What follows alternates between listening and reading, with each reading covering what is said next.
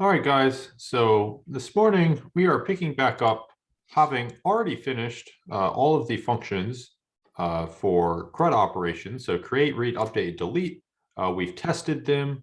We've tried them across multiple tables here in our program. So for all the sorts of things that we're going to be doing, and determined that I think we're done with this specific part of the application. And so towards the end, last time we met, we were talking about what to do next. So at some point, we're going to want to add error handling and some validation to our functions so that, for example, if they try to delete an ID that doesn't exist, we tell them that the ID doesn't exist rather than just doing nothing, things like that. But I think we decided that we were going to try to do some more with the main program loop first, that was going to be kind of our next focus.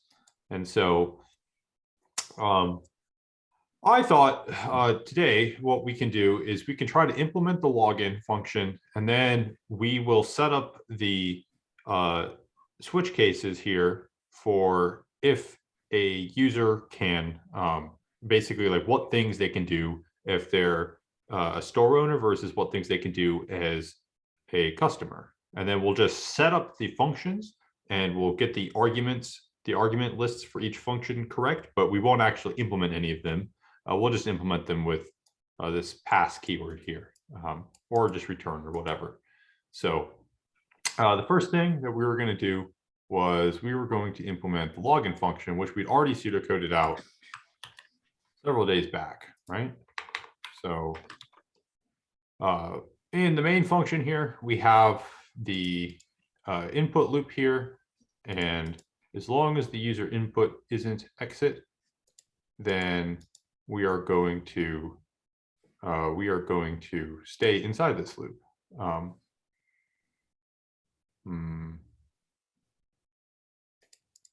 Is this how we had it? I think in the old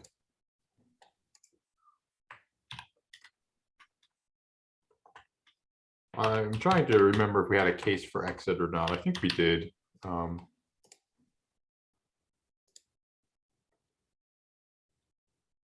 Yeah. So we can copy these cases here, right?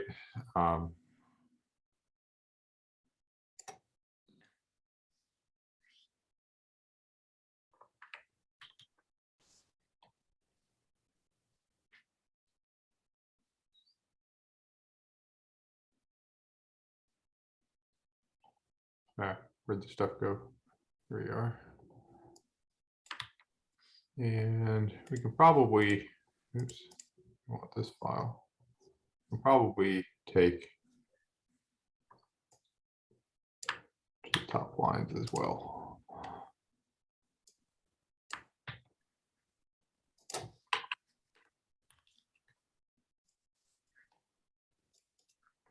Okay, so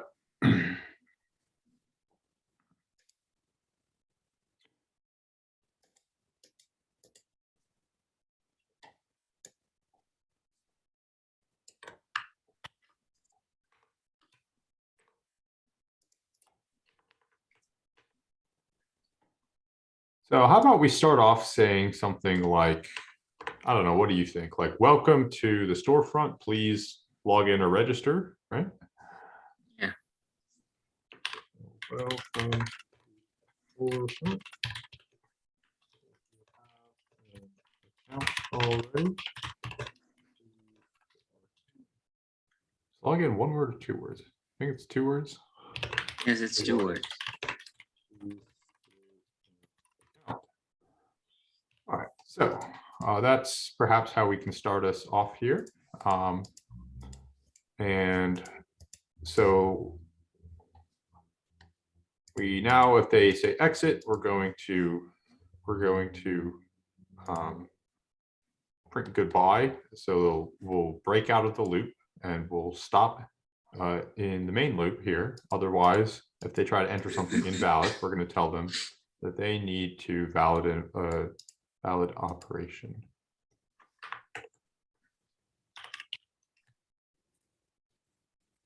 Okay, so here we're starting out with our input on the line, so the user knows that they're being expected to input something.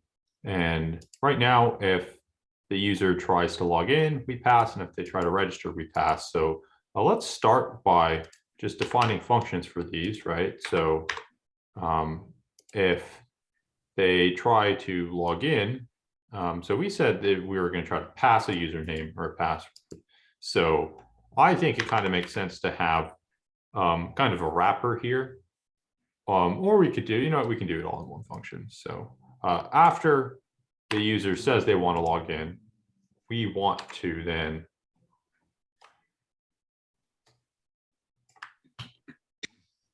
get their username and password, right? Mm. And so we'll start out not doing this in a loop, but eventually we're probably going to need to do this in a loop, right? Because what happens if the things that they enter aren't valid, right? Yeah. So print,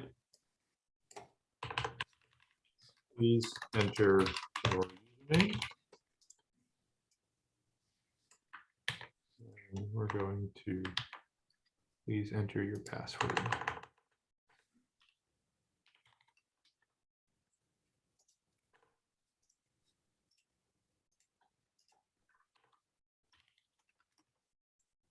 Okay. Yes. And so for now, after they've done that, let's just try to think about the best way to do this.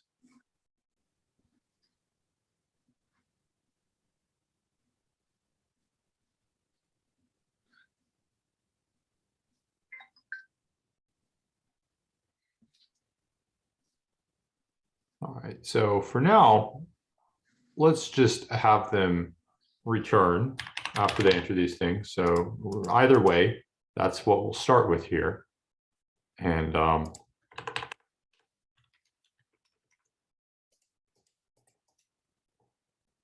for register, we'll do something very similar for now. Please enter a username.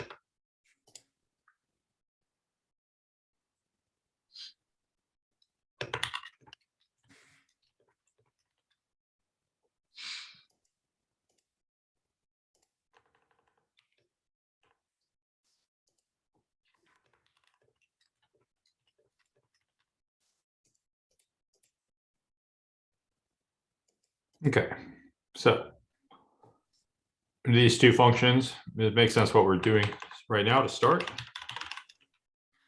Yes. Okay, so right now we're not really implementing that much. We're just gonna grab the username and the password from the user. And so for now, let's get these above the main loop here.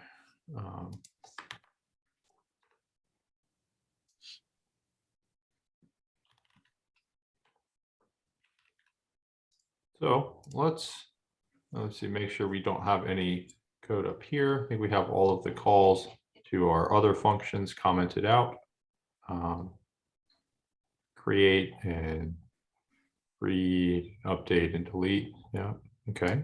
So down here in our main method, this will be the only thing that runs in our file. And so what we're going to start with here is we just want to make sure that the basic outputs of our line. So it says, welcome to the storefront. If you have an account already, please log in. Otherwise, please create an account. Well, we have some typos in this. So that's a typo. That's a typo. And then we want to add a new line there, right? Yeah. Okay, so let's try again. Having done that, there we go. Okay, so now let's say we want to log in. Okay. So let's say this was our stuff. Now, right now, we're not actually doing anything. And you can see something that we forgot here is we forgot to prompt the user. Well, say we forgot. I thought we had that. I thought we did it. Yeah. I thought we did it. Please enter your password. Interesting.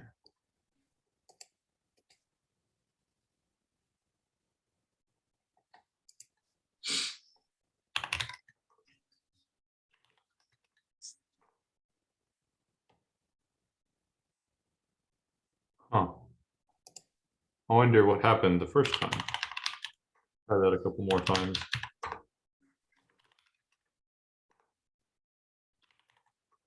Yeah, whatever. I must have just pressed something weird. So it looks like this is working okay, right? And Yes. you register. Please enter a username you would like to use. That would be this. Please enter a password you would like to use. Okay, so now we're back to the main loop, right? So something maybe we'll want to do here. Maybe we want to add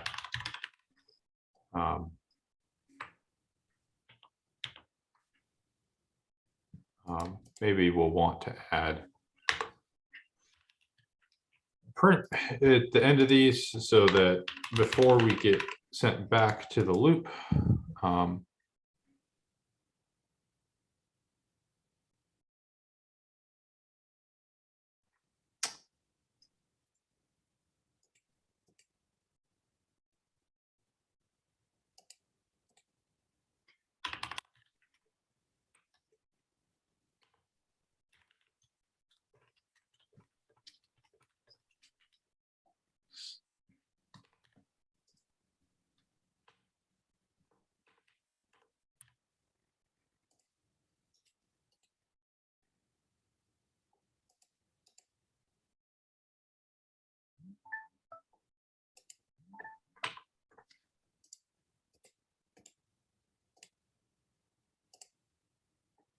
okay, so just added a prompt for the user here. We've added some print statements. So if you have an account already, please log in. Otherwise, please create an account. That'll be the first thing we do here. And so log in, we'll try it for me again. And now having logged in, we would probably want to have a success message too, right? Just kind of coming up with things to say here. So what we'll do is we'll say print.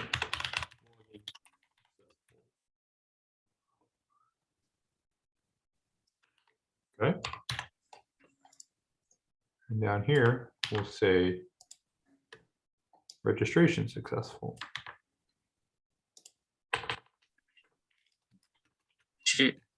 Shouldn't there be a conditional?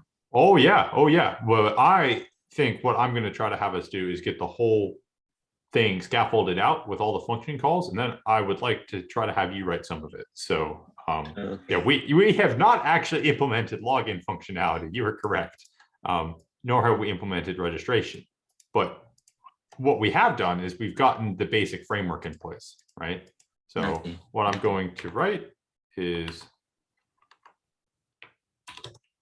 new, right? Because there is some code in here that we will need to write, right? We'll need to actually be checking things against the data tables in the CSV files. And if they don't exist, then we want to create a new record for them and things like that, right? But for now, we have these functions out here, right? Okay, so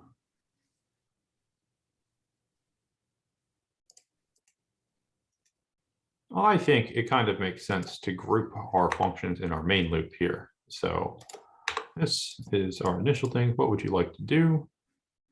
And I think it kind of makes sense for us to have a user type variable here. Okay, so right now we have two types of users. We have customers and store owners. And so kind of makes sense for us here to have a variable called user type. And we'll start out with them not having a type. And then in our loop here, we'll have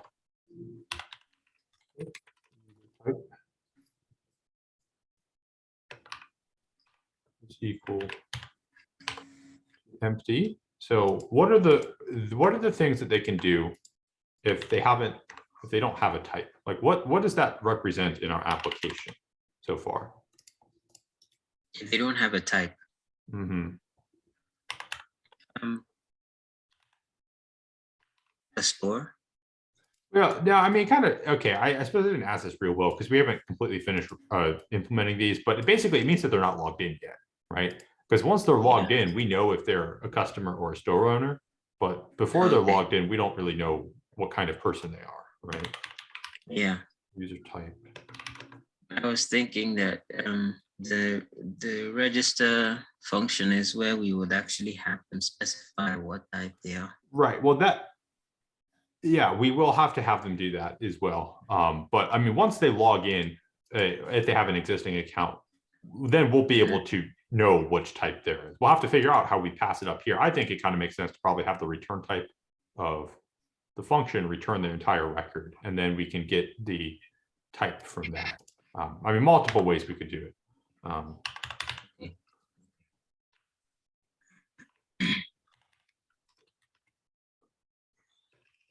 Okay.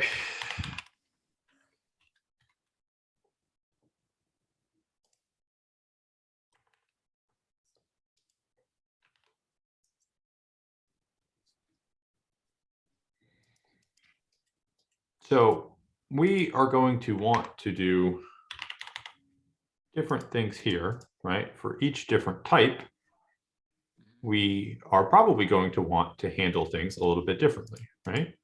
So remember how we talked about, rather than having functions get big, it makes sense to split things up, right? Yes. One disadvantage of splitting this into, like, for example, having another function that contains a conditional for all of the user type stuff here is that we can't directly break out of this loop then, right? The break keyword won't work if we call it in function. So for now, this is one case, having the main event loops for a program where functions tend to get a bit longer because it becomes kind of inconvenient if you don't have everything in the same function. Plus the logic's not really that hard, right? Like you want to keep your main program function pretty dumb, right? You want it to basically have conditional cases to like conditionally do different things, right? And then you want it to call other functions that do those things. You don't want to actually do those things in this function. But on account of wanting to be able to control the execution of the code, so if you want to be able to continue or to break or things like that, tend to keep the actual cases within the main loop here. So if the user type is, null, like they haven't picked one yet, that's when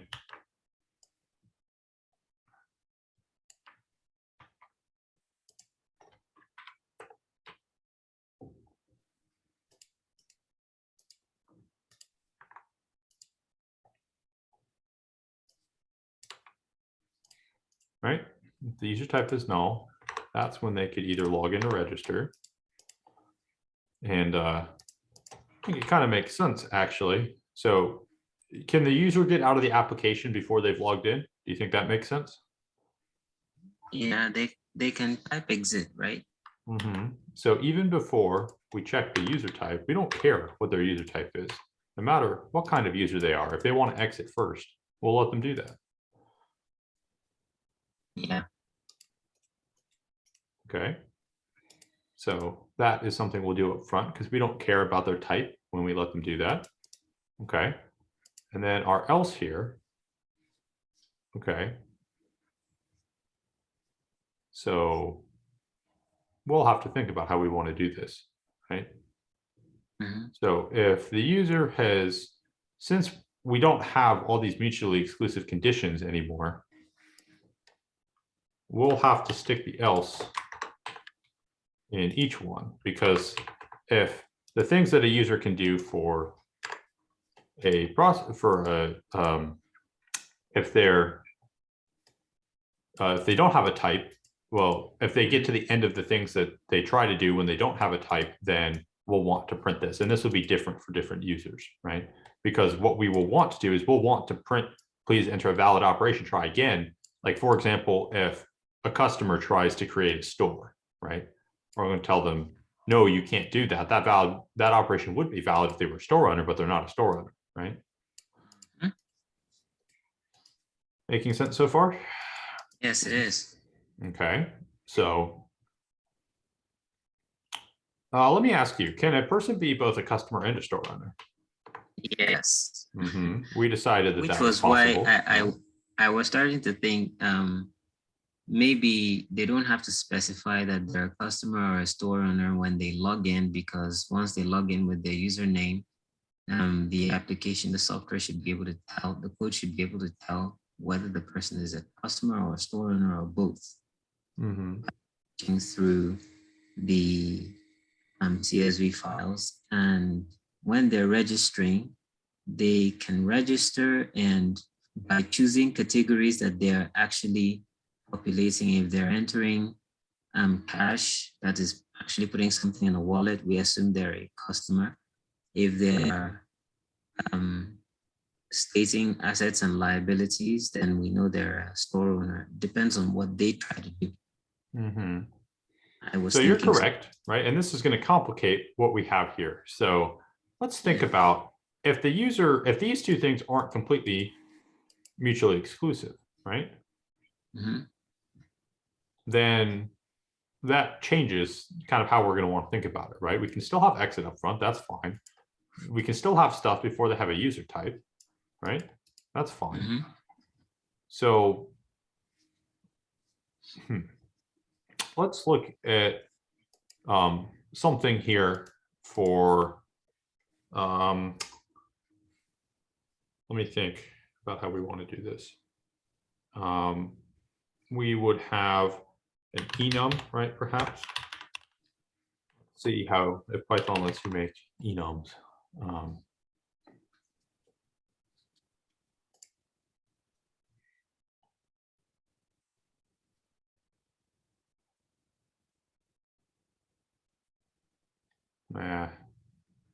Looks like it's a class.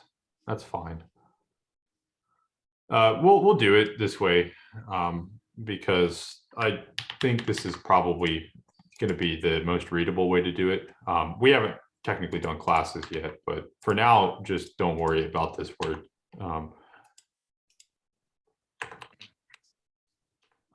We're going to make a class and we're going to call it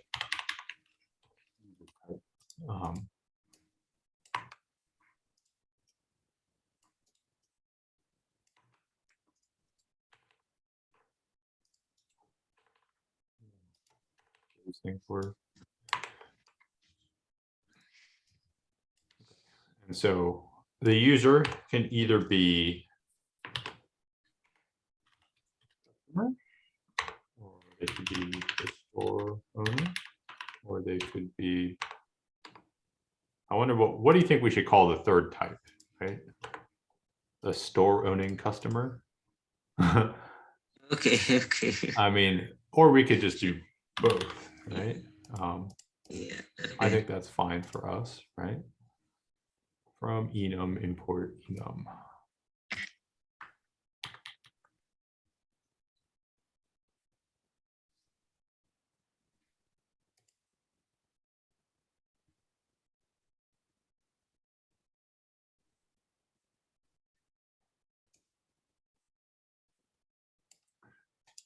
All right, so I think we will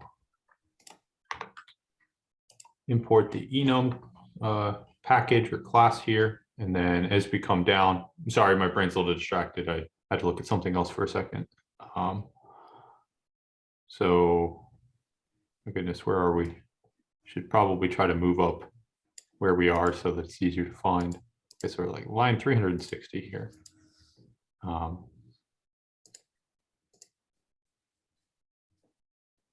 Right, and so we're going to go ahead and give these things values. So the first option is they could be a customer. Second option is they could be a store owner. Third option is that they could be both. Okay, so we're basically going to use these values to differentiate between types of customers, but rather than having the thing that we're checking against be a string, because there's only a finite set of values, the typical way to do that is with this thing called an enumeration. So an enumeration is basically a finite set of values that you're using to basically switch between options. That's how you most typically use it in your code. And so what we're going to do with this will make sense in a second. So rather than having user input here, or rather than having user type be a string, you see how we've made it a string right now? So right now we're going to have user type. What are we setting user type equal to?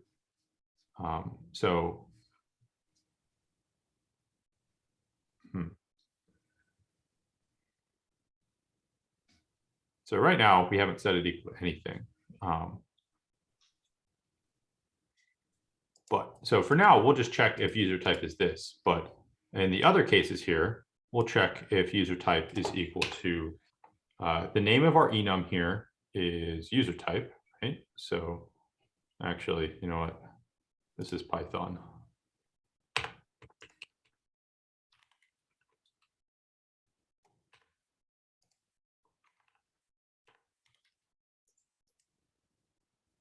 Does Python use, you know, let me see.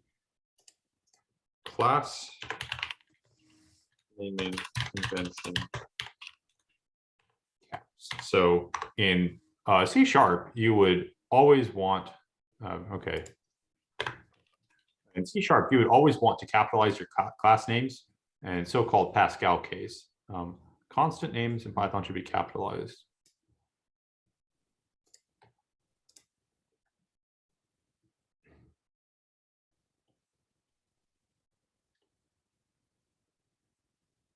Okay, so these classes are capitalizing. So the question is constant naming conventions class.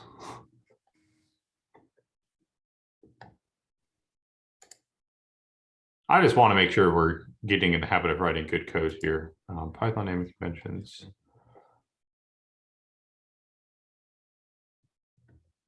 Classes. Class name should follow the upper camel case. Okay, so class names are upper camel case in Python too. This is what we're talking about. This is how we would name this, right? See, most Python functions and variables and stuff, you use so-called, you know, like this snake case with the underscores, right? But here we can keep this as upper camel case or Pascal case like that. Okay, so long way of saying we're going to be now trying, we're going to be doing user type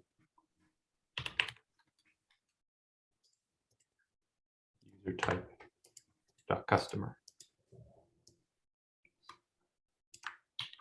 So we don't need to capitalize customer completely.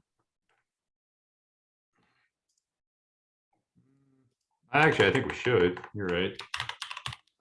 I guess not. I guess to the compiler, it's fine. By standard, you typically refer to constant values as all caps. Okay.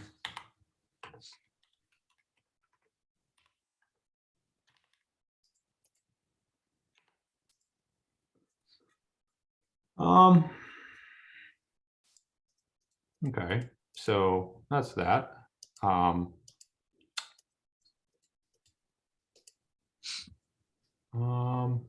Now let me think if we want to have the functions set up like this. So if they are one of these two, I mean, I suppose we could add another case here for if they're both, right?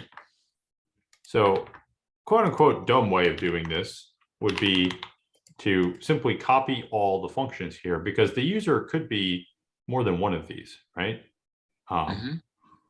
And so if we, like right now, if we stick all of the inner conditionals for the things they want to do inside of these, well then if they're a customer, we could copy paste like some things they can do, like let's use specific examples so it's not so confusing, like being able to buy something, right?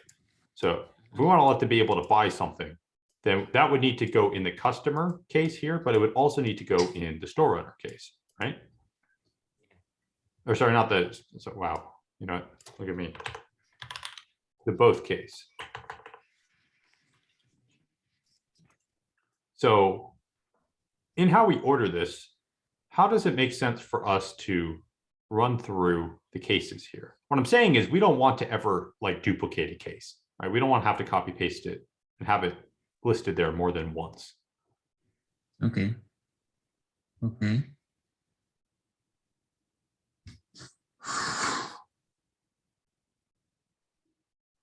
So how would we be able to get all of the users who either have type both or type customer? How would we be able to get either customer or both? Mm-hmm. Mm.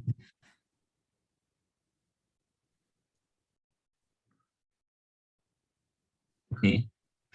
Could you repeat where we are exactly? Where are we trying to capture that? Is it in this line, elif user type equals Right. equal So user type for both? 419.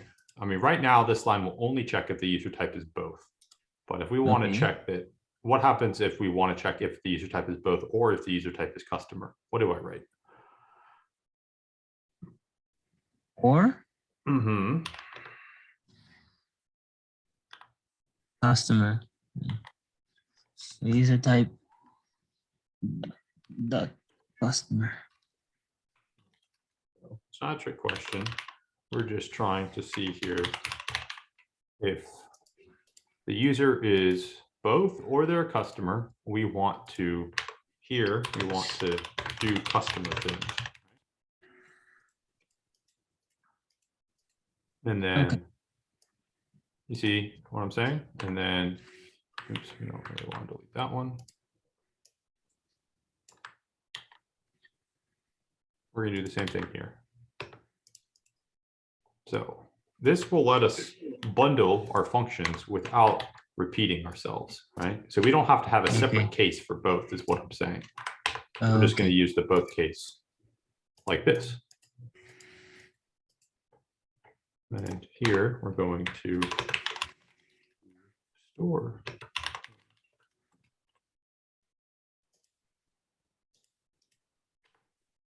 So let's think of another tricky thing though. So if we use this format here with the is, elif, else, and we get to the end of the things that a customer can do, and none of the things that they have tried to do are valid, right? Then do we want to throw an exception right there? Yeah. But what happens if they're type both? And so if they're type both, then they can both do customer things and store owner things. So let's say that in the cases that we go through here, they might have things like buying something, adding money to their wallet, things like that, right? But something that wouldn't be covered inside the cases in this conditional would be like opening a store, right? So let's say that their user type is both, and what they're trying to do is open a store. So our switch cases, or like the conditional cases that we would be handling inside of this elif, would be things like, you know, buying something or adding money to your customer things. Yeah. But they tried to enter open a store. And if their user type is both, we actually don't want to throw a validation message error because we want them to be able to open a store, right? They need to be able to do it down here. So we'll have to think about how to handle that, right? Okay. Okay. Now, wouldn't it just be simpler to have those three conditions where if your user type both, then you can do everything that the customer and the store owner can do? But wouldn't that require us to copy paste our code? Oh, yeah, it would. It would, but that between the two things, wouldn't it be better? I don't know. I'm just better in what way? I mean, it's good you're asking questions, but it's something that you should be convinced of in your mind. So what happens if the user can do a lot of things, right? Yeah. So what happens if in the future we want to change how the user can add money to their wallet? we want to change the currency type or something, for example. Right. We'd How have to many change places are you going to have to change one it? place. Yeah. Yeah, that's true. And multiply that by when this application gets a lot bigger, and suddenly now you're not having to maintain duplicate versions of only like 1 or 2 operations. You're having to make duplicate versions of 100 or 200. Yeah. Right? That's It true. just doesn't scale. And so what we want to do is figure out the logic here without duplicating our code. So if you ever have an option to not duplicate your code, you should never duplicate your code. Now, that will make the logic a little bit trickier, but it's really not that bad. We're just going to have to figure out how we handle it. Now, I'm scratching my head right now at the moment, too. I'll have to think about how we want to do this. Okay. Yeah. Okay. So everything we have up until here makes sense, though, right? Yeah. So the login function will return, say here, returns type, or at least we can make it do that. We could also actually just return user information. How about we do that? Returns user information. Yeah. And so we'll set the user type after they log in, is what I'm saying, right? And they define a user type, or rather, they'll say what kind of person am I, and then we'll validate the options, but we'll save it as an enum here, one of those values. Okay, well, I am going to have to go to work reasonably soon, and this is an okay cutting point. So would you like to try to come up with things for you to do in the next couple of days here? Like as in things that you can be working on? Because I think we have enough in place that you should be able to try to think through what you need to. In fact, we actually pseudocoded login already, right? Yeah. I actually thought maybe I could work out some of the stuff here. Right. Okay. So I will leave login and register. So if you could see if you can finish those, then tomorrow we can just keep picking back up with the business logic stuff. So for supporting them like going through and actually being able to do things. But we really should implement login and register before we get too much farther, right? Because these are important initial parts of our application. But you have everything that you need to be able to implement this now, right? So we have the customers table with existing customers. We have data here. So you could try seeing if they're one of these people by checking the username and the password, which are 2 fields. We have examples further up in our application, like the read function, for example, where we go through all of the, where's read here. We go through all of the values in the row, right? And we have examples of going through the CSV data, and you should be able to compare the username and the password against the records in the data.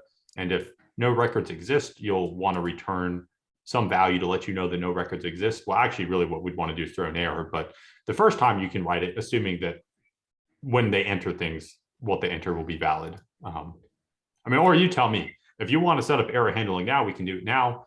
We probably honestly should, just because it's kind of a bad habit to get into not having error handling for your code, right? Like we should really never have our code in a state such that we don't properly handle errors, because having that 2-pass approach kind of lets you get it builds bad habits, is what I'm saying. So maybe we should go back and how about that too? That's another thing you can work on, is try to add some error handling. So for example, when they're creating a record, what happens if the fields that they specify, what happens if those aren't the proper fields for the table, right? So you see right now we have field names as an option, get field name. So what happens if the fields that they provide don't match the same number as these, or things like that, or they don't match the data types that we expect for these? That would be something to validate. And then for read, we want to make sure that the ID that they're trying to grab actually exists in the table that we're trying to grab it from, right? Otherwise, we need to throw an exception. Same thing for update and delete. Both of those have IDs. But for update, we want to make sure that the field they specify is actually something they can update, right? So it's a valid field Yes. name, and that the value that they provide is actually a valid value for the thing that we're trying to validate, right? Yes. You see where I'm going? Like, there's a lot Yeah. more to do here. So we did the basic cases getting this done, but really we do want to make sure that we do all this as well. And then delete, of course, we just want to make sure that the ID that they're trying to delete actually exists in the table. So that was just off the top of my head, but we'll want to figure out what do we do if not. We want to throw exceptions. Remember exceptions, right? Yeah. So there's that, and then there's implementing login and registration. Let me move some of our old code down to the bottom of the file so that everything that we're actually doing for now is up front. So I think this was our other, let's update. Wow, okay, so quite a bit of code in between here.